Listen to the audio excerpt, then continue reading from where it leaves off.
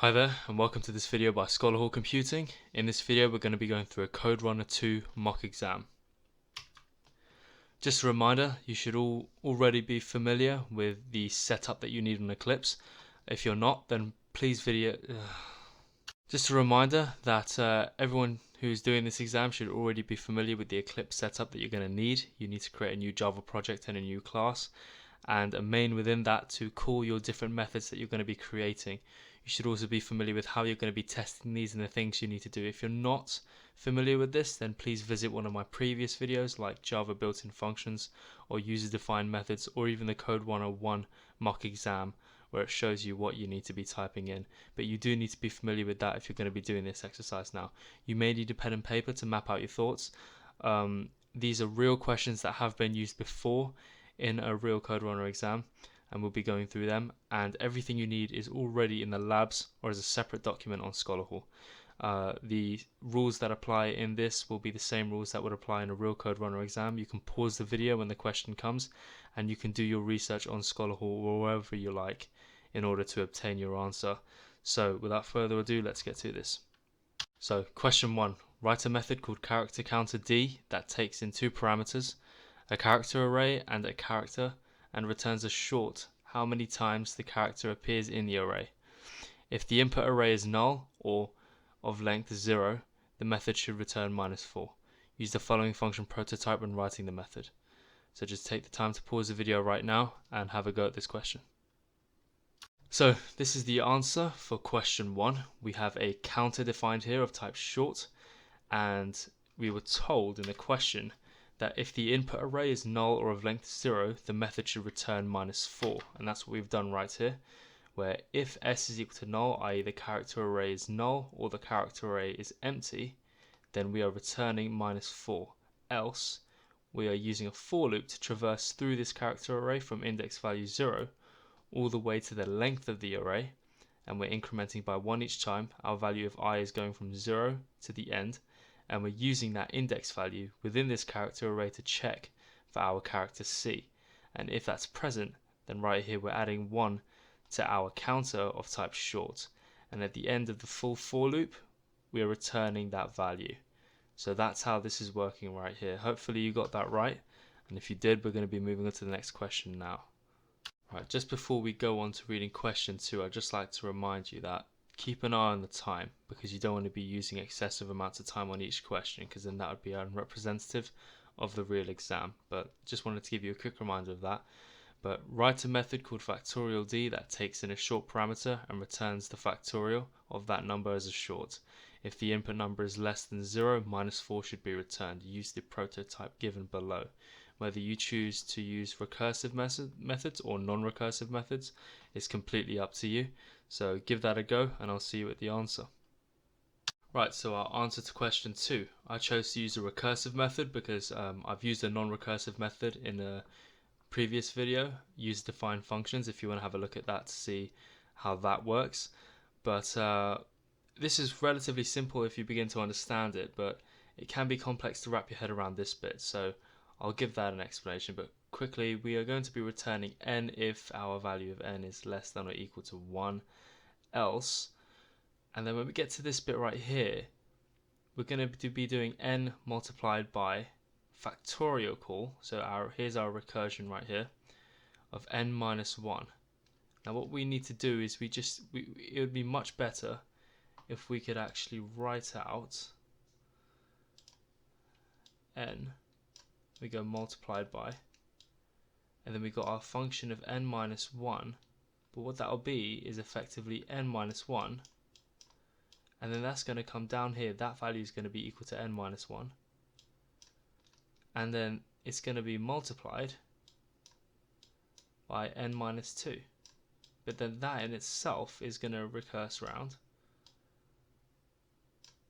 and multiply n minus 3, and so on until we have our value of n being equal to 1,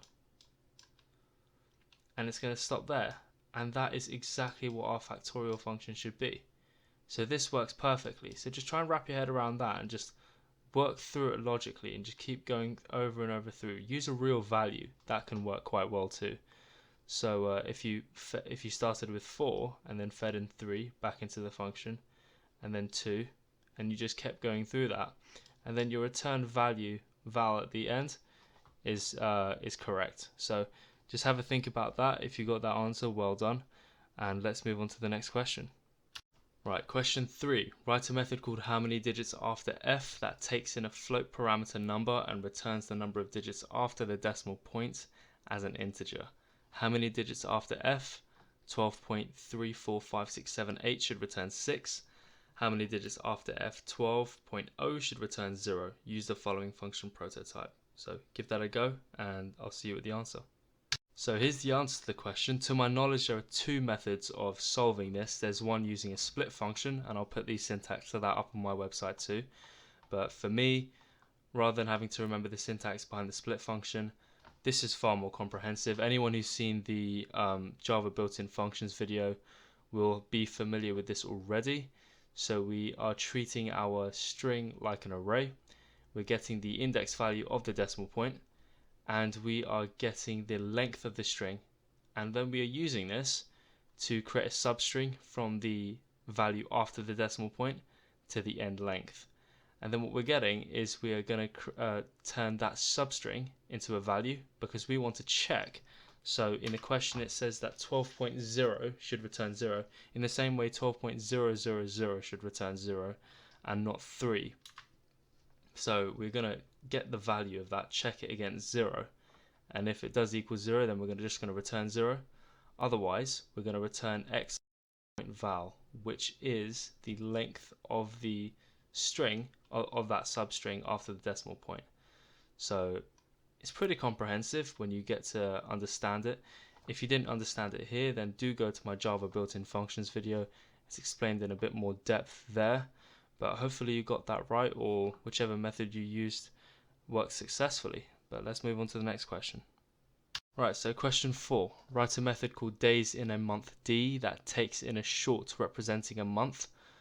So 1 for January, 12 for December, and returns the number of days in that month as a short.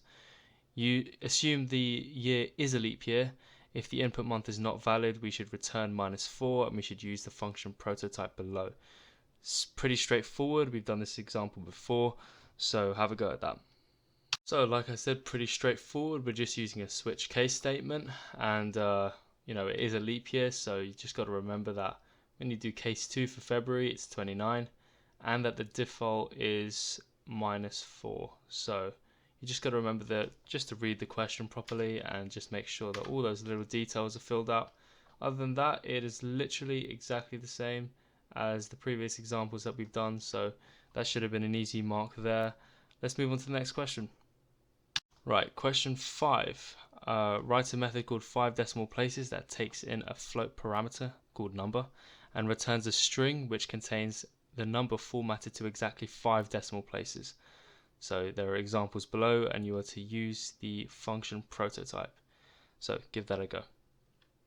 Right, so the answer to the final question, there are two ways of doing this. So if you decide to use a string.format function as well, that would work perfectly well too, but I chose to go with decimal format instance right here, where we're creating a variable called number format, or an instance, and we're defining our number of decimal places right here. I just chose to print this for prototyping purposes, and then we're creating a new variable of type string, and we're using our number format.format, and we're formatting that number, that float right here, into a string format, and that will format it to the number of decimal places specified right here. And it really is that straightforward, and this syntax is in at least 3 places on Scholar Hall, so if you were to come up with this question, you know where to find it, you know what to do now, and that's the same for any other question really. You just got to adapt it to whatever the question is asking you to, so just make sure you read it clearly and you know how to adapt all of the code that you see on my website. So just make sure you know where to find everything, and for those of you who got all of them correct, well done. I'm sure you'll do fantastic in your exam, and for those who didn't, just have a look over the questions again, and I'm sure you'll get to grips with it really quickly. So what I have to really say now is just a few things to remember just before your exam. So I'm making this at, I think, around 4:30 a.m. 2 days before, so if you see this, then do remember this just before you walk in. So remember, when you get in and you're getting everything ready, just set your Eclipse up, make your new project, make your class, type in the main, just so you don't need to, be having to do that during your exam. Just get that all set up. Remember your syntax, so your semicolons, your brackets, in your if statement, your curly braces. Just make sure that all of those things are taken care of. You don't want to be losing marks over silly errors like that. Take your time on everything. You have plenty of time. The thing is, if you take your time instead of panic, you spend more time panicking in an exam than you do actually working, and that's how you end up becoming short on time. If you keep it calm and you keep collected, 100% you will finish really, really early, and you will have understood everything, and you would have taken your time on it. So just make sure you keep that in mind. Remember to put your return statement in the right place. Funnily enough, I get that a lot. I get a lot of people who put a return statement, say, inside loop. You can't do that. You need to be putting it outside, and need to be returning the right variable as well. So make sure that all of these things are considered. And like I said, just map it out. If you need to, just get a paper and pen and just map everything out so you know what you're doing. And that will just avoid you losing those errors when you're typing it in and you're just getting it wrong over and over again. So, and a big one is copy the function prototyping properly. Quite literally copy and paste it if you must, because the amount of times even I have got a question wrong because I've accidentally typed in character counter D or instead of character counter B or character counter B, and I make that kind of an error. It's unreal. So just make sure you avoid that by just copying and pasting it in. Much easier. And like I said, all the answers that you need are on Scholar Hall. They're either on a document that I've created or on the labs that I've put up. Everything that you need is there for you to adapt to the questions that you're being given. Now, if you've watched all my videos, then you pretty much know everything already. You just need to know how to adapt it and where to find the data. Keep calm, and I'm sure all of you who are watching this video right now will do fantastic in your exam. So that's the end of this video right now. I hope you enjoyed it. If you did, drop a like, subscribe, turn the bell on for notifications for when new videos are coming out, and I hope to see you soon. Bye bye.